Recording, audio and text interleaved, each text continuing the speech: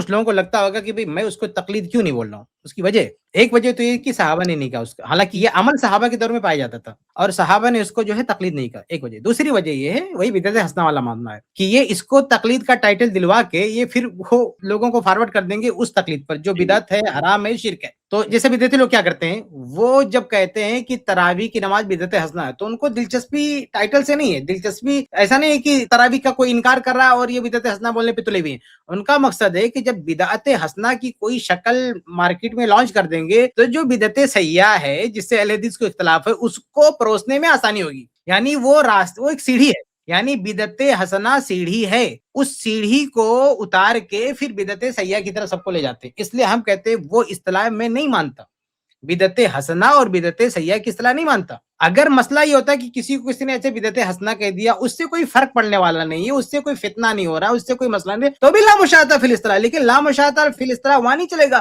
جو اصطلاح فتنہ بن جائے، جو اصطلاح کنفیوژن پیدا کرے. اب دیکھیں نا کہ ایک عالم صورتحال کو تقلید کہہ دیتا ہے تو یہ وہ حسن اس قول کو پیش کر کے ساری تقلید کو یہ جائز کہنے اور اس کو سند دینے بیٹھ جاتے ہیں. اس لیے ہم کاؤنٹر کریں گے، ہم ایسی اصطلاح کو نہیں چلنے دیں گے.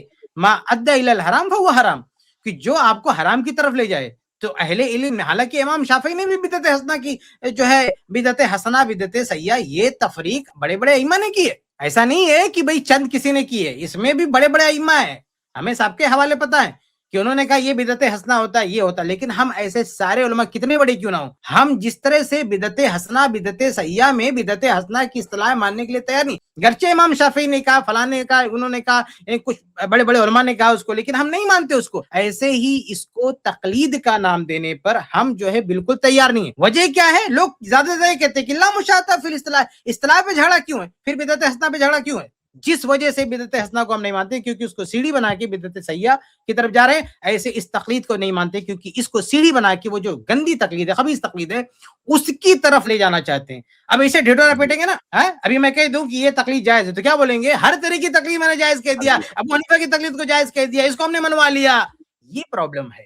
تو جو چیز فتنہ بن جائے، جو اصطلاح امت کو فتنے میں مبتلا کرے، ایسی اصطلاح کو ہم نہیں مانتے.